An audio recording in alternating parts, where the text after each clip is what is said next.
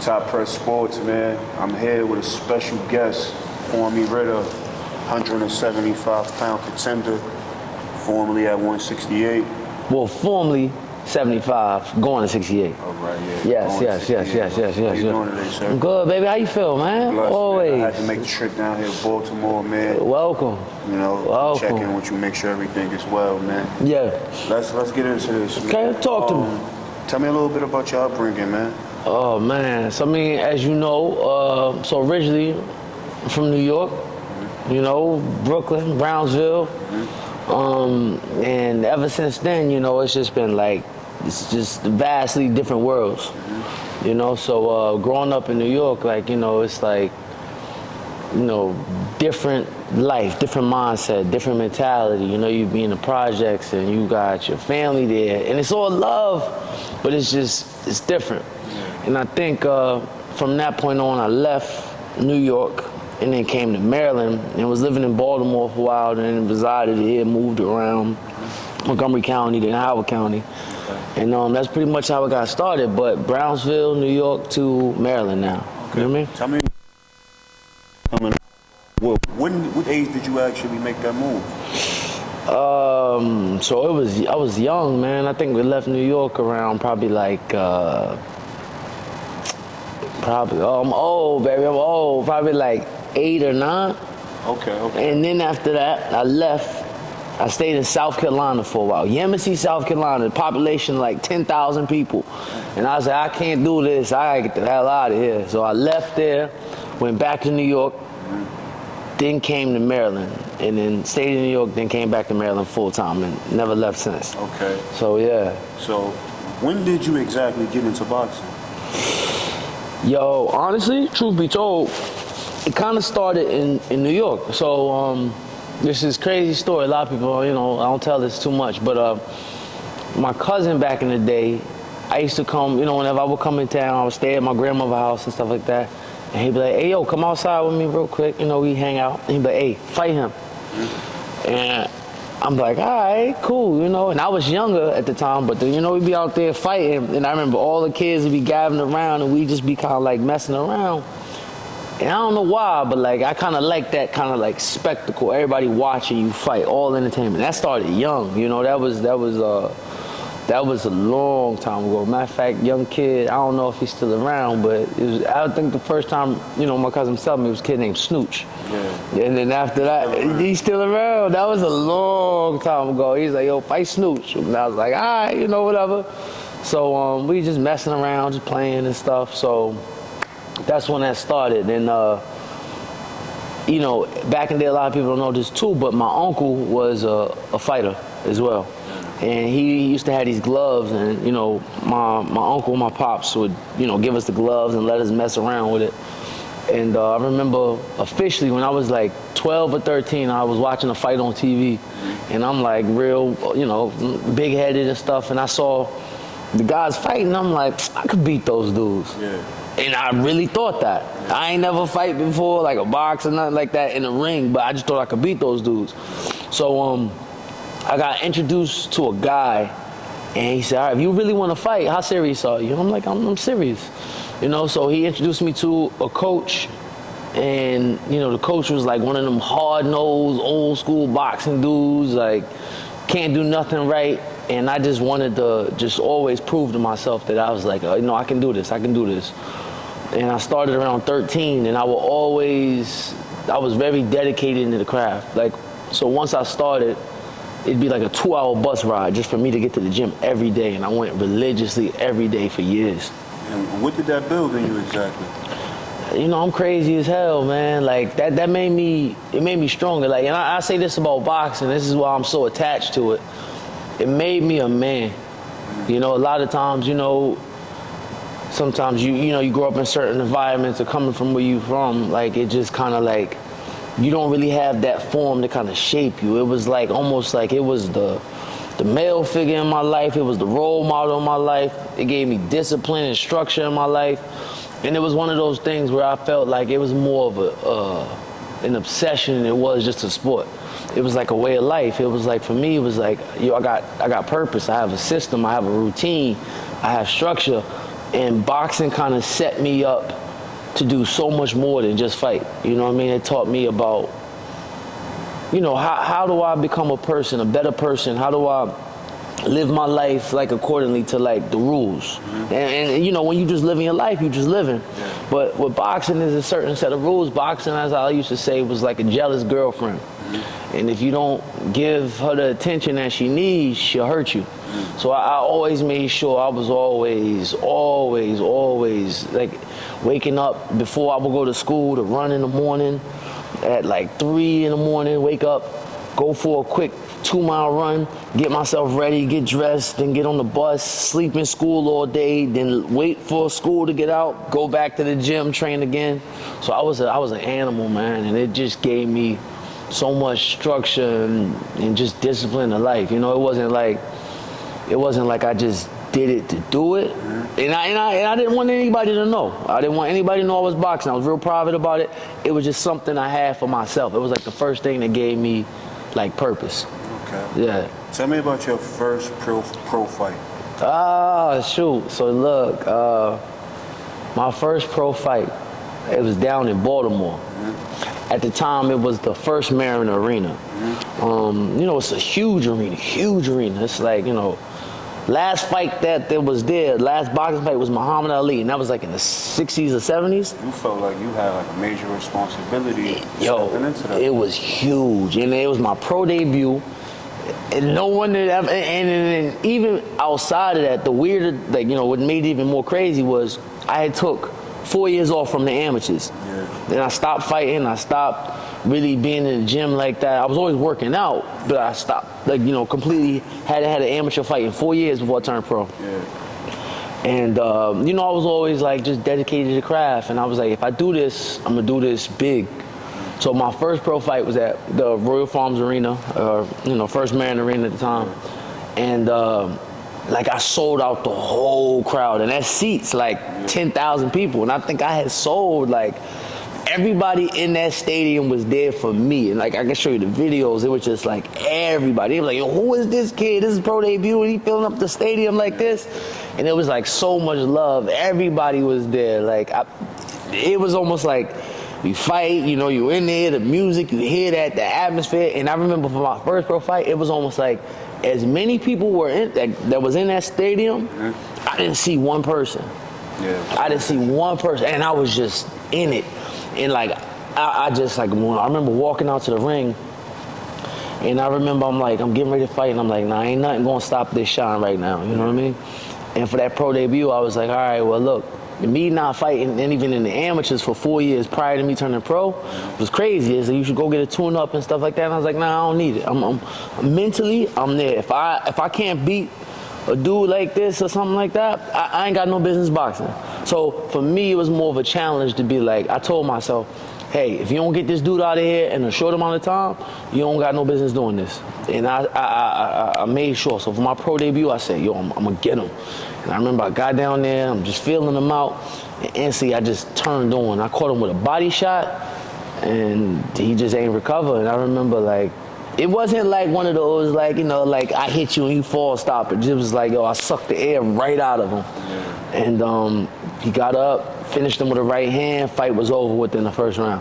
And I remember it was like a party afterwards. I even remember, what's her name? Snoop from The Wire was there too. So everybody from Baltimore was like, you know, like just representing. So it was a lot of love Baltimore showed me during that fight. And even after that, like, you know, my buzz in Baltimore had got big, you know what I mean? Baltimore adopted me as well, always. So what is it exactly about, like, the Baltimore area fighters that make them, you know, like, you know, make them special exactly compared to everybody else in the world?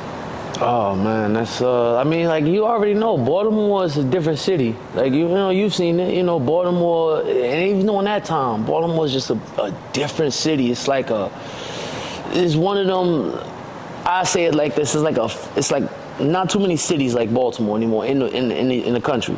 And the reason about that, it's like it got this old hard labor type feel, but it's still gritty, but it's still like community. You know what I mean? It's still like, it's still like, yo, you know, I go here, you know, I go to my spots, I got this, I got my people, and it's all love. Baltimore is a city, like, it's not like a brotherly love city, but it's a love city. And I think, you know, it's like a charm to it, to the point where it's like, yeah, it's a little hood, it's a little rough, but we love it, you know what I mean? We go to the chicken spot, you know, it's a beautiful place, you know what I mean? And I think the grittiness about that encourages the fighters and what makes them hungry. Yeah. You know what I mean? It makes them to the point where it's like, yo, you not experiencing what we experiencing in our city. Mm-hmm. So it gives like the Baltimore fighters a certain type of edge, you know what I mean? So definitely, you know, a lot of talent out of the area that's potentially could be up and coming, but we'll see. I don't know. The amateur boxing system, that's a whole other chapter I'm not going to get into in this area. I'm not a fan of it. I'd say that on camera. But, you know, for my young fighters out there, you know, keep your head up, keep training, man. You know what I mean? Stay busy. Stay in the gym. I want to fast forward a little bit, right? Talk to me. You start winning a few fights, you know. At what number of fights would you say, like, the competition level changes a little bit? Oh, man. Well, I think for me, it was always several things. Either it was a mental thing or a physical thing. I think the first time I had to deal with the mental conflict of the gym or the fight game was, I remember this particular fight. I was in, I went to Colombia, South America to fight. And I remember I'm in there, we getting ready to get warmed up and stuff. I'm like, yo, so normally in the States when you fight, you know, you got the fighter, the A corner locker room and the B corner locker room. So, you know, you getting ready to fight, you know, that's how it goes. Over there, it's like, all right, where I warm up? They say, yo, go to the bathroom. So, yo, and I can show you the picture, like I lie to you not. All the toilets in the bathroom didn't have a seat. It was like like a big pile of shit piled up here. It smelled like piss. There's flies everywhere, and you still got to fight. So then they come to the fight. You getting your hands wrapped. They say, "Oh no, take that off. We wrap your hands out here." So I'm like, "Okay, all right, cool." Then you think that's nothing. Then while you're warming up, the dude you getting ready to fight warming up in the same place you warm. So your opponents is right next to you, warming up, and you like, yo, this bugged out, this crazy. So y'all kind of see each other. You see each other, right? Yeah. So then it's just like, the mental side of the game is like, you got all these distractions. Yeah. And, wait, let me even make it crazier. Then you got your gloves. Yeah. So they say, no, we give you gloves here. Or they give you these raggedy, probably like, I lie to you not, 16-ounce gloves. Yeah. And it's like, no, you gotta wear these. And you like, 16 ounce for a pro fight? And they're like, yo, this how I go out here. This ain't America. This Colombia. This how this work. So you have to deal mentally with all them distractions, and it's the same thing for the pro game. Because now for the pro fighters, it's like they do little things in the contract to kind of get you out your head. Or when you get in the locker room, they put you in these small dressing rooms in these big stadiums with a bunch of other fighters, so you can't properly warm up and keep the AC cold, so you can't get a warm up. So that mentally prepared me for the step up fights. Okay, so tell me about the biggest win of your career, you would say. The biggest win of my career? Yeah, who the opponent was. It was a guy, so we were supposed to fight in Mexico, in Tijuana. Yeah. And at the time, I guess the promoter didn't have all this stuff in order. So we in there warming up, and then the police come in there and say, yo, there's no permit for this, we shutting this whole event down. So they shut the whole event down. So they said, we're going to make you another fight. We're going to get another fight. So we're going to change it to a different location. They changed to a different location the next day. It was in some small gym in some warehouse club in Tijuana. Like, literally, like exactly what you imagine. And I'm like, whatever. So it didn't happen again. So then a month later, they say, nah, we want this fight to happen. So they got me a fight with a guy named Hearn Senior. Yeah. And he was a good prospect at one point in time, but kind of fell off. He had a couple losses, but he had never been stopped. Yeah. The only person that did stop him was this Turkish Olympic kid. And I said to myself, I was like, all right, this is the fight that I need to take. And everybody's like, yo, they don't want you to win. If you go to decision, they're gonna rob you. The promoters having issues with you and this and this and that. And I'm like, yo, I'm not here for the politics of boxing. I'm just a fighter. So I'm just here to fight. So I remember, and he came in overweight. He was like maybe 15, 20 pounds overweight. And in Mexico, they be like, yo, that stuff fly over there. There's no purse allowance. You don't get that per diem. You ain't got to lose that. Yo, hey, look, if you want to fight, you fight. This is Mexico. Same thing. It's a different set of rules. So I'm like, all right. And I ain't really see too much footage on him. But I was like, nah, I can beat this dude. So then I see him the first time we come out in the ring. Yo, I'm thinking like he got that, traditional Mexican style. Bro, he come out like this, like he got swag. I'm like, the fuck, like, what you doing? And then he switched, and I'm like, oh, okay, so he more of a boxer, and he could fight and stuff like that. He was real tricky and stuff. So I'm like, okay, we just go to that body. Just do not break focus. Keep touching that body. Stay calm. And so by the time I hit him, I just had to feel what his power like, what my power was like. And I'm hitting him to the body, and then finally in the third round, I broke him down. Caught him with a body shot. Same thing, straight right hand to the body, double right hands to the body. And I remember, I think sometimes you get so enraged, you gotta learn to stay relaxed. Just as he was getting ready to take a knee from the body shot, I hit him again. He didn't fall, but he was getting ready to take a knee from the body shot, and he was like backing up. So right before he go down, I hit him. His nose like broke, splattered, everything, blood. And I'm from tradition like, yo, listen, when you in here, you fight, bro. And it's like, yo, listen, it's either, you got to go home and see your family. Either you could or I could. And it's always going to be me. Yeah. So when I hit him, whatever, the fight was off. And he was complaining. And they said they didn't want me to win. Yeah. I wasn't supposed to win that fight.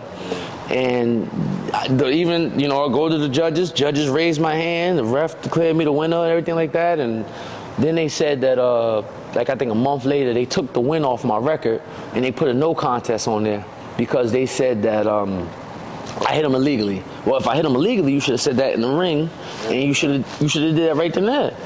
So I was like, all right, whatever, I ain't no trip, whatever like that. But being at that fight happened and the way it happened, as easy as I made it seem, one of the coaches that I was with, he had a connection. He was like, yo, you could fight a little bit. I think you're ready to, get some tough sparring in. Yeah. I'm like, all right, well, whatever you got for me, let me know. Yeah. And I didn't know how tough it was, but that fight led to the sparring with Canelo. Oh, yeah, but get into that. we'll get it. Yeah. We'll get into that. What was that like, sparring with Canelo?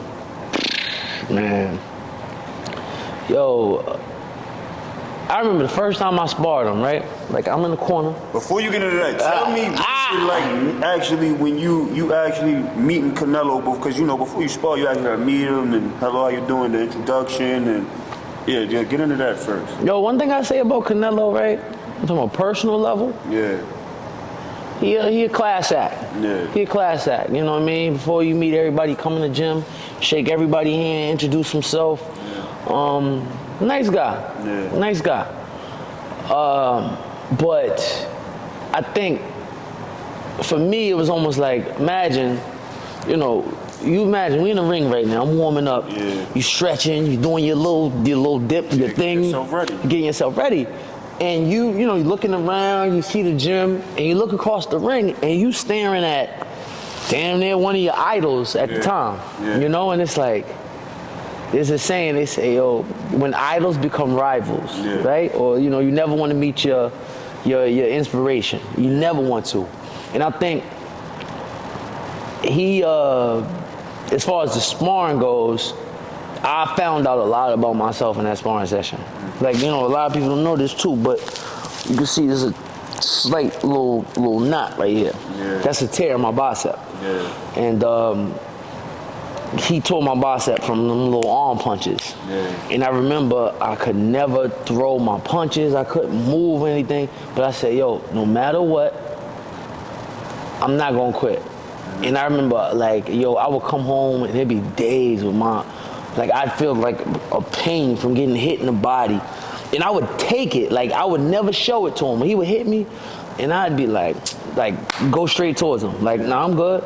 And even his eyes would be like, the fuck? Like, put dudes down with that shot. And I remember the first time he told me, he's like, yo, I spar heavyweights, and I put dudes down with that shot. And I was like, yeah, I'm different. You know what I mean? I'm ready. And I think for me, it was more so a mental test of just like, nah, you can compete at this level. So for me to spar him, it was a learning lesson. Like, I learned so much, man. It's like from you, and you would see glimpses of him. Like, when you would spar him, it'd be like, oh, I remember he caught so-and-so with that shot. You know, oh, I remember he caught so-and-so with that shot. I remember, his defense. I remember when he was fighting Cotto, he was sharp. And you got glimpses of that, and it was almost like you get a kind of like a piece of history into it. So the first camp we sparred, that was for the Golovkin fight. That was for the Golovkin fight, the third fight. And then after that, we sparred again, and I can switch. So I went left-handed for him for the Ritter fight. So, like I said, sparring him is just, it's an experience. And it was like, I learned so much from that. And I think that catapulted me to like a completely different level.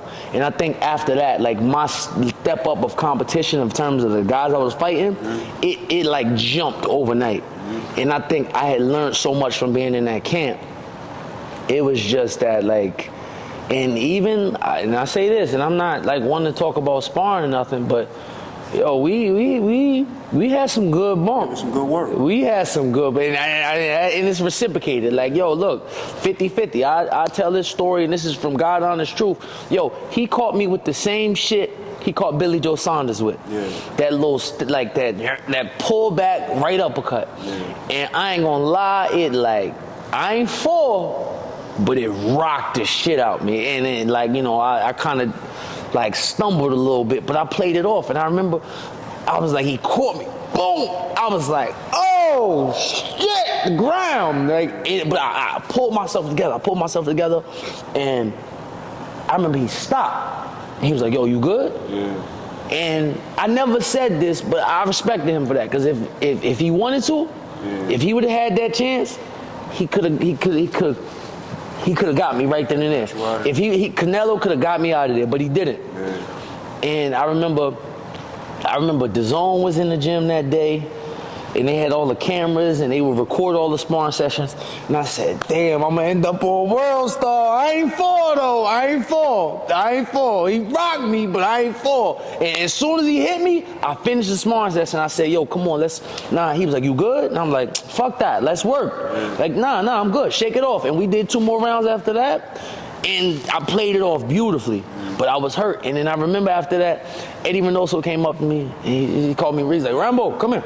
And, you know, he looking at the phone when he's showing me the phone. He said, don't ever do that. Don't ever do that. Don't ever. And I mean, I had lost my motion. Canelo hit you in the arms and shit. So when he hit me in the arms, I kind of like lunged at him, and he just stepped back and just timed it perfectly. And I remember as soon as that happened, I said, yo, I will never view you the same. I respect you for not getting me out of there and not posting that. But after that, the dynamic of our sparring session changed dramatically after that. Dramatically. And I mean, like I said, I can get in the story, but I ain't want to talk about sparring. You know what I mean? It happened. But after that, if him and I would have run in together again, and like, yo, we lock eyes, you know me. You remember me. You remember me. And I ain't saying that from a egotistical place or like a sparring session was, because like it's sparring. Like that shit happen. That shit happen in the gym all the time. It's boxing. You gonna get it's boxing, bro. But listen, look, yo, I tell you what, he respected me. But I appreciate, if I could say that, I appreciate him for that moment, because that is what changed me, is that shot. And then right after that, the level of competition and fights I took was like night and day. I noticed that you said DAZN was in the building, you know. What was it like to work with Eddie Hearn in Matchroom? Eddie, you know Eddie. Eddie is a businessman.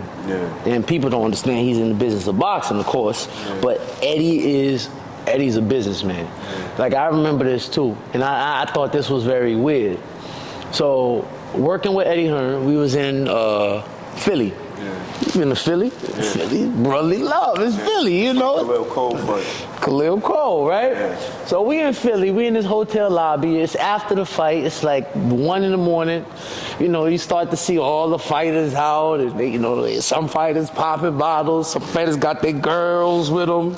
Some fighters got their entourage. Some fighters got their family. And like I said, we in Philly. Eddie Hearn from London, you know, well polished, put together. And Eddie Hearn come in at 1 in the morning in the lobby in the hotel. And he just sitting there, like, you know, he just looking around. Nobody, by himself. I'm like, Eddie Hearn just sitting here in the hood. We in Philly. What you doing here? And you know, he watching. He's seeing everything that's going on. He's seeing everybody. He's seeing what fighters got what habits and what people do. What are people saying? Like who got bad habits? Who you know do things they shouldn't be doing. He watching. Looking at his investments. All his investments. And a lot of people not seeing it like that. They think he just chilling out, but he in the middle of the hood, just eating McDonald's by himself, just chilling, watching everybody. And I came up to him. I said, yo, I took that fight on 4 days' notice. Like, yo, I want my get back. I want a second chance. And he looked at me and said, yo, listen, like, think, you know, you take some time off, take a holiday, and then after that, you know, you get yourself together, and then you get your tune up, and then after that, you know, we throw you to the wolves and see what happens. I said, I respect that. And I shook his hand, and I think as a businessman, it honored that deal and worked with his team. I'd love to work with him again. You know what I mean? But Eddie a solid businessman. And I think from a point of just business, I would love to work with him again. I'm going to work with him again. You know what I mean? Yeah, that was a great opportunity. Great opportunity to be on that platform. Fast forward.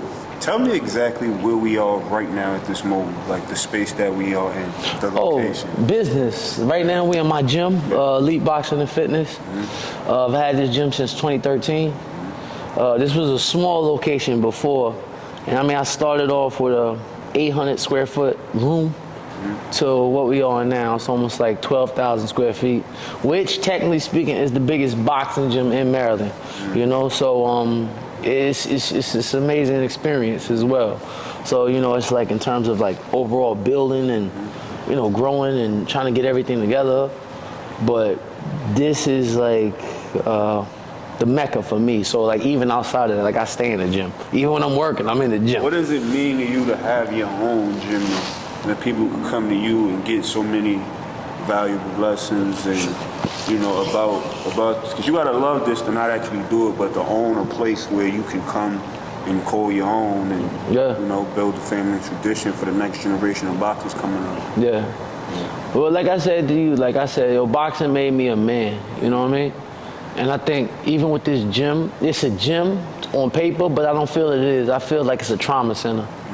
Because I think when I came in here in the gym, when I started, I had a lot of issues. And I couldn't quite figure out how to work through that. Especially growing up in the community, grow up in certain things are not as normal to certain people. So for me to come here, it was like, it was a place of just you gotta let it all out here. So to have a gym like this, like, and you meet people all the time. People come in the gym like left and right. And it was like, you don't know why they come in here. Like even I say this, people like, yo, why you box? What are you doing this for? Like, and I'm like, you know, like you don't understand what this did for me when I really needed it. So when people come through the door, everybody come through something. And nobody tell a story like to the fullest, but like, yo, man, look, I tell a quick story. There's this kid that used to come here, and I remember his mom signed him up, and she was like, yo, you know, I want to get my son into boxing, and she's telling the story, and she's like, yeah, he just needs just to be a little bit louder. I'm like, louder? Like, what do you mean? She's like, well, he's getting bullied at school. He, like, you know, the school's making, like, the kids are picking on him and saying, like, racist remarks. And, like, the other day he came home, he had a black eye. And she was like, I asked him, like, what'd he do? Like, what did you fight back? Did you defend yourself? He's like, nah, I really just didn't want the attention. I didn't want to attract it to myself. She's like, so you just let him hit you and you walk away? And he was a very well-mannered kid. He was like, yeah, you know, I don't know what to do. I'm not that kind of kid. Yeah. So she said that hurt her to the core. Mm-hmm. You know what I mean? And she was like, yo, I just don't feel like I can't defend my baby when he's out in the real world. Yeah. And he has to deal with that kind of stuff when he a good kid. He got a good heart, man, and you know, he not that type. So he starts coming to the gym. She signs him up for classes. Quiet kid, heavy set kid, always last. Anytime we do drills, can't finish the drill, but never complain. Yeah. Never complain. Keep working. Keep working. You know, you tell him to run, he the last kid, like 20 minutes after everybody already came in, but you know what? He still kept pushing. He still kept coming. He still kept trying. And I remember one day, so this is like fast forward months later, he's boxing. And then first time I let him spar, he getting used to it, he get beat up. Mm-hmm. But then he keeps coming. And then so he's starting to spar a kid getting ready for a fight. Yeah. Yo, I lie to you not, bro. He put that kid to shame. And that kid had a fight coming up. Yeah. He was in shape, you know, he was ready and stuff. And he touching the kid, he, you know, boxing and moving. And I was like, wow, look at that. The kid with no confidence. The kid with just not a harmful bone in his body, then just embarrass somebody like that. And I said, damn, look at that. Like, look what you became based off of what you came from. Yeah. And, you know, it was one of them things where it's just like, that kind of stuff goes noticed. That kind of stuff is what makes this place so special. And still to this day, the kid never fought or nothing, but he joined the Marines and he doing amazing things right now. He a good kid, man. So I'm really proud. And it's not to say everybody that comes out of here is a world champion, but it's like, yo, at that time, you get a life lesson. You made something of yourself, you know what I mean? Like, that's why I say boxing is a sport of life. And at the end of the day, we all fighting for something, you know what I mean? What would be next for you, man, in the direction that you're trying to go on with your boxing career and whatnot? Because your professional record is what? 11-2. 11-2. So what would be next for you? Man, like I ain't gonna lie, man, it's been a rough path. Like I've been, like I told you, after the Canelo fight, I've been taking so many fights. Yeah. I've been in the level of competition just stepped up overnight. Yeah. And for me, it's like now it's like, all right. And like I said, I ain't. Like, one thing about me is, like, I don't care. I just like to fight. I've always liked to fight. Look, yo, you got a good fight for me? All right, whatever, you know. So that Canelo Cole rematch, sparring. So I can break down this, right? So after the fight, I had a fight in Mexico against a dude named Fernando Galvan. Yeah. And he was in Jaime Munguia's camp. Mm-hmm. I've seen him in the gym in Zona Norte. Yeah. And crazy enough, I was in camp with Munguia, and Munguia's dad was cornering him. And I'm like, the whole time we was in Big Bay, I'm like, yo, I called Jaime Munguia's dad. I'm like, yo, Padre, like, you really gonna do me like that? We was just in camp together with your son, and you know. So I had that fight, jumped up in competition, still won. But after that, I fought a guy named Umar Shambekov. Okay. He was an Olympian from Austria. Okay. Where did this fight take place? This was in California. At what weight? At 175. And Freddie Roach trains him, and Marvin Sonoza, out of that whole wild card gym. And I guess he was the biggest hot thing. So for me, it's like no one expected me to be able to box or handle like an Olympic style fighter like that. And I did really well. You know, it was a close fight. I lost. But I had a loss to Umar Shambekov.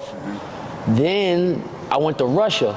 And I got a chance to box in the AIBA tournament. It was USA versus Russia, and it was yo, you in Moscow, and like that shit was crazy, you know. So that I had a fight there, then the Khalil Cole fight, and then I'm fighting on TLC, Team Combat League. So I think for me, after them losses, I really just learned how to fight. Like, and I think the level of competition, the level of expectation, like people don't remember too, is like, yo, when I fought in Russia, Yo, listen, they had drums and orchestra and music, and you see the Russian flag waving over you. You in the ring, scared as shit. You know, I'm like, yo, listen, I'm American. I got my American socks on, my Rocky Balboa socks. You just want to make it back home? Yo, I'm wearing red, white, and blue. I said, yo, listen, look, if you learn anything from this, win, lose, draw, yo, you'll never be scared of nothing. Yeah. And I went to Russia by myself, no coach. I said, yo, listen, I hold my own. No matter what, put me in the ring, I'm safe. Yeah. Outside, I don't know, but put me in the ring, I'm safe, and I ain't scared of nothing. And I think for me, that gave me the confidence that I need to be like, first off, anything outside of this, I'm not worried about. Yeah. And so I learned how to deal with that pressure, like the pressure of fighting in Russia. It just weighed on me. The pressure, the fight in Philly was nothing. Yeah. But I think for Philly was the training. I took that fight on 4-day notice with Khalil. Yeah. And as far as what's next, I'm ready. I didn't think I was ready before, but them losses gave me everything I needed to be ready for my next fight. And I think now it's to the point where it's like, even after the fight, I saw Khalil, and I was like, I ran into his dad. I said, yo, give me your number. Yeah. Me and your son got work. Yeah. And he looking at me. I'm like, oh, yo, Khalil daddy. And my phone like, yo, I'm calling you daddy. Like, yo, we setting up that sparring. Yeah. So, you know, they train out there in Jersey and Philly. So that's something that I'm definitely setting up. Like, we get some work with Khalil. I got to connect with Wild Card Jim. I would definitely love to get some work with Umar. I think for me next though is just like, I think I need to showcase, like give me my proper time to train. Like I take fights on short notices, which I'm not doing anymore, but you know, you gotta make the moves. But next for me is I want a proper training camp. I'm gonna fight. And like I said, I'm not worried about who it is, but it's just what timeline do I have. So next for me is like getting ready for a fight and really showcasing what I can do. And I think like, those last couple fights weren't me fully, but it taught me a lot. And I think now that I'm ready physically and mentally to kind of get myself to that next step. But next for me is like, you know, a big fight. We'll see what it is, but I want something nice. I still want to challenge myself. All right. I want to talk about some of the biggest fights in boxing coming up. We got Gervonta Davis versus Lamar Roach. Okay. That's big for the DMV. What's your thoughts and opinions on that? First off, I don't even know why they doing that fight at Barclays. That fight should be here in Maryland where we need it. I mean, I think that'll be everything right there. But, you know, whatever. I guess it's a business opportunity. I think knowing the amateurs and the amateur scene from back in the day, Lamar Roach, you know, he was a good fighter. Yeah. He's a real good fighter, you know. But I think that level of competition, as far as with Tank, that's one of the things where it just be like, I mean, I don't know. You know, you never know with boxing, but you know, my money's on Tank for this fight. But I think Lamont Roach is a better fighter than people expect. Maybe because we haven't heard or seen too much from him, and he fought Hearn and a lot of other guys. But that is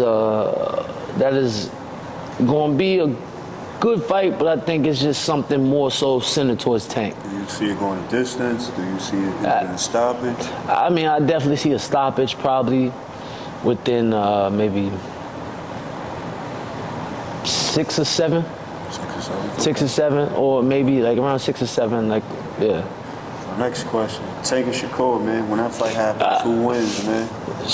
I got, like I said, I mean, Tank again, but everybody's talking about Shakur's defense, but it's like, one thing about those, like the amateur fighters is like, you know, for one, it's like that amateur pedigree of boxing.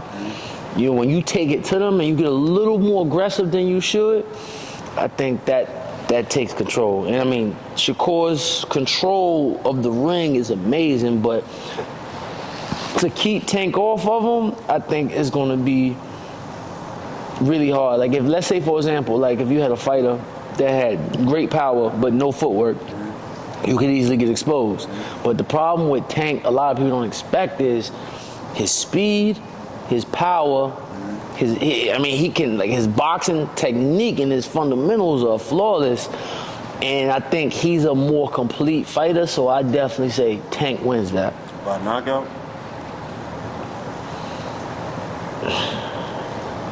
By knockout versus Shakur, I think it maybe go decision. Wow. And the reason I say that is because you gotta remember, like, Shakur is basing off his defense. Yeah. So if it's like you got a fighter that knows he doesn't want to get hit or can't get hit, Yeah. you won't hit him. That's one thing we'll give Shakur is defense. If Shakur don't want to get hit, he won't engage, and it could make it a boring fight. And I don't know if Tank could afford to wait later rounds, and if he has to go hunt down Shakur, then that gives Shakur time to kind of pick his punches together. But I think Tank wins overall by decision for that fight. My last one, man. Your man Canelo, Terrence Crawford. Yeah. Supposed to be going down in May, no September. Who you got? 168 pounds.